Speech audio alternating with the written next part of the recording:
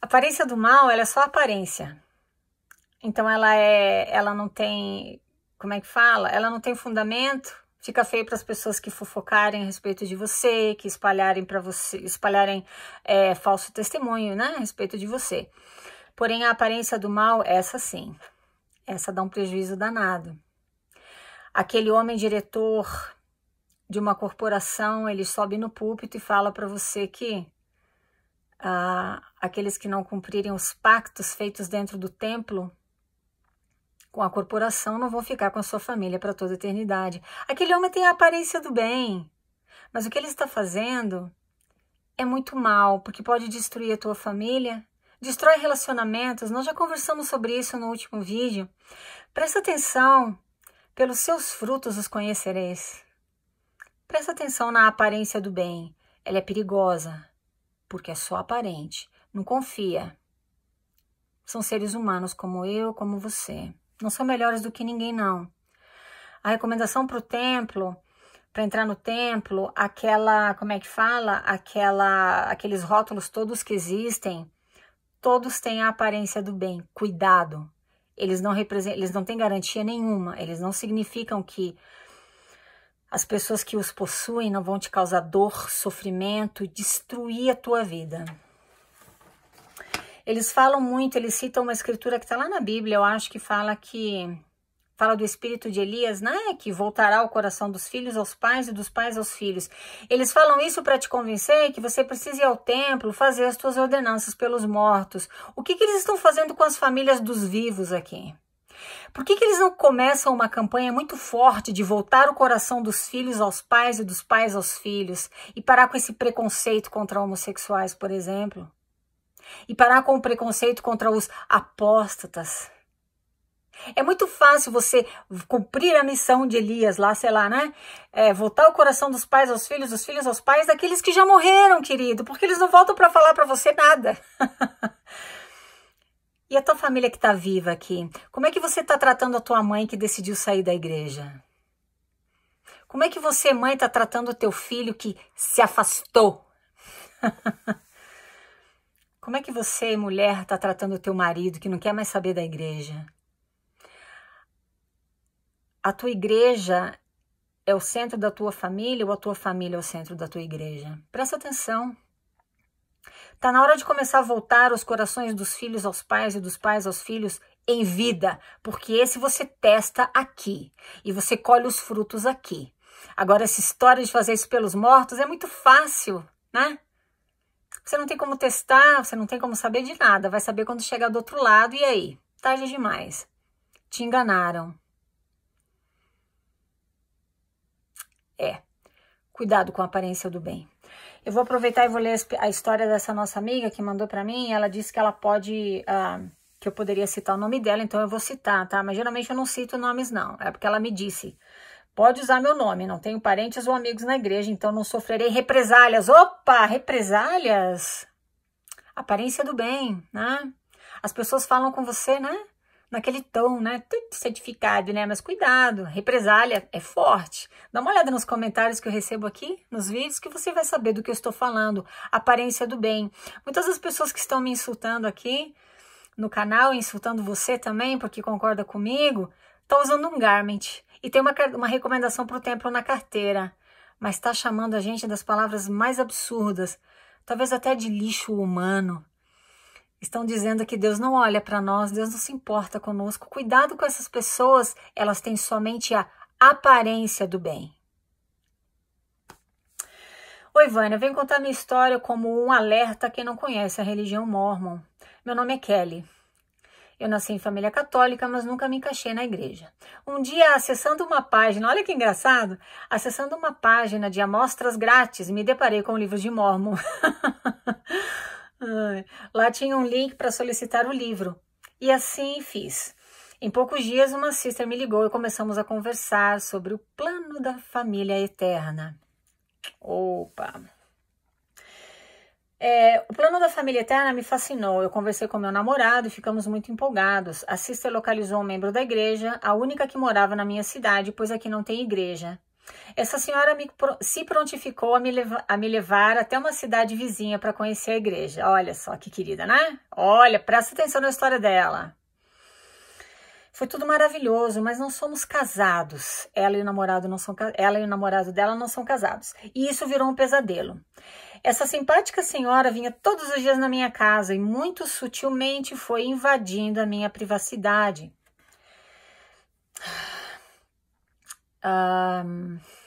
Ai, desculpa, me perdi aqui.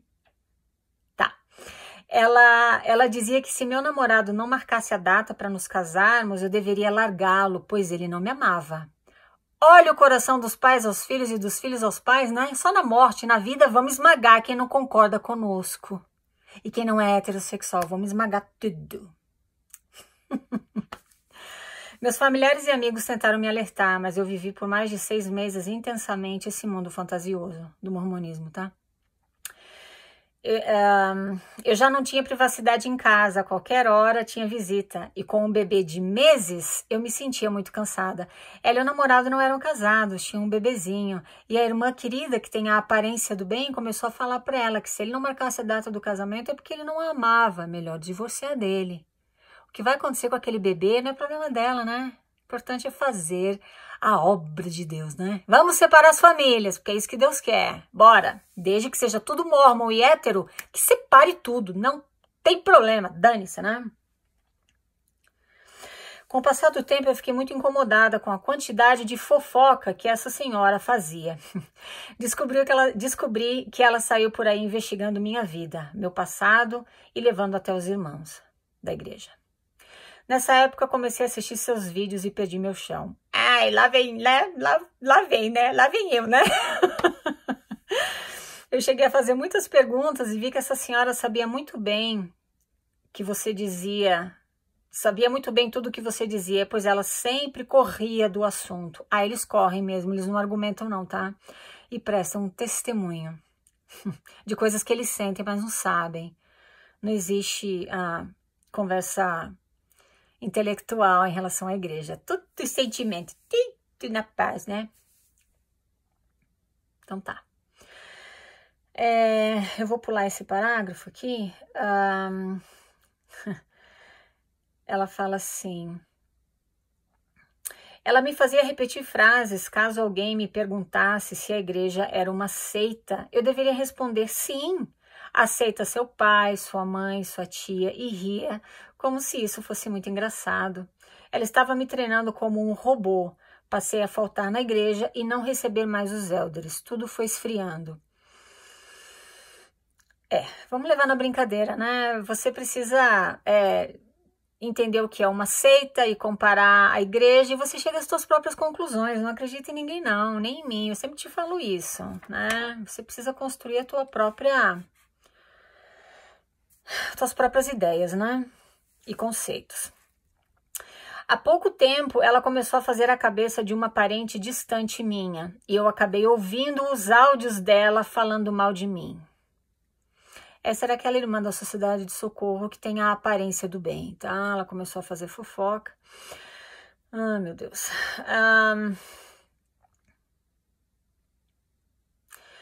Eu acabei ouvindo os áudios dela falando mal de mim. O sonho dela é levar alguém para a igreja, inclusive essa minha parente falsa. Eu mandei uma mensagem daquelas. Foi muito duro ouvir tanta fofoca de uma mulher que se dizia tão santa. No domingo, ela dá aula na Sociedade de Socorro. E na segunda-feira manda mensagem querendo me humilhar. Aparência do bem é isso. Cuidado. Eu ameacei mostrar os áudios para o povo mormon dessa cidade e aparentemente ela me deixou em paz. Ai, pois é.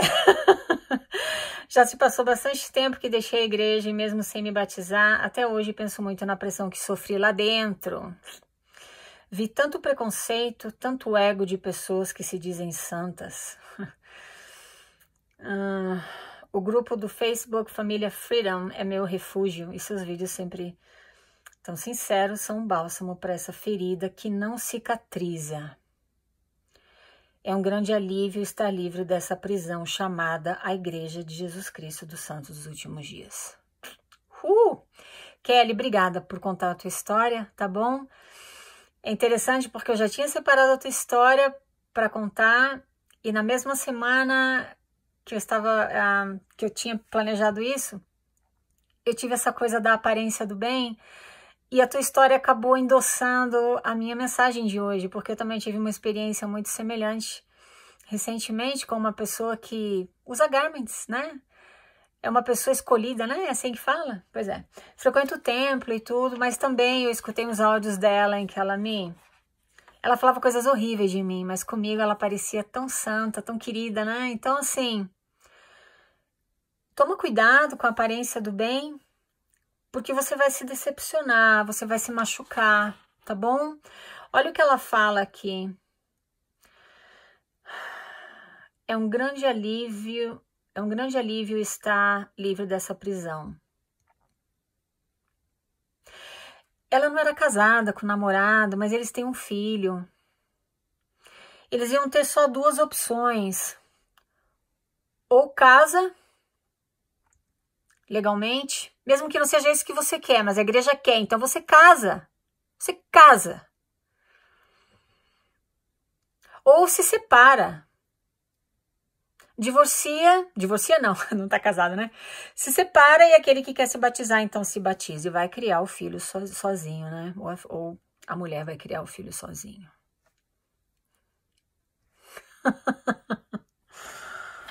Ai, ai, então tá. Ela disse que aquilo criou uma ferida nela, né? Uma ferida que não cicatriza. A aparência do bem faz mais uma coisa com você.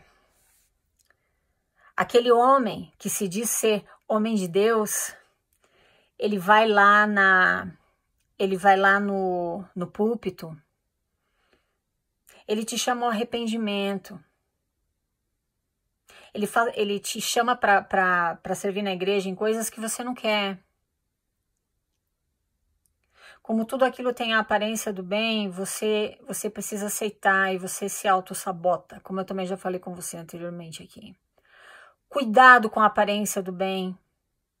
Ela é muito mais perigosa do que a aparência do mal. A propósito, eu falei para você de uns 70, de um ex-presidente de estaca. Ele foi presidente de estaca, ele foi bispo, obviamente, foi presidente, porque você vai subindo, né? Como em qualquer organização.